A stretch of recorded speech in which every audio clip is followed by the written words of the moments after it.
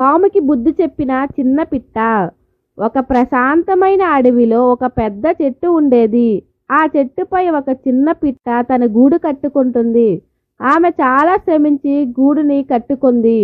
ఒకరోజు ఒక క్రూరమైన పాము ఆ చెట్టు కింద నివసించడం ప్రారంభించింది.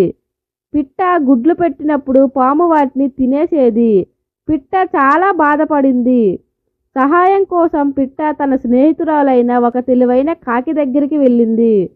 కాకి చెప్పింది, బలం లేదంటే తెలివితో గెలవాలి.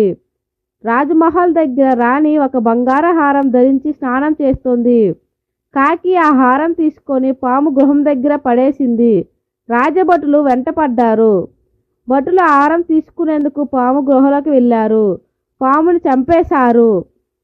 పిట్టగూడు సురక్షితమైంది.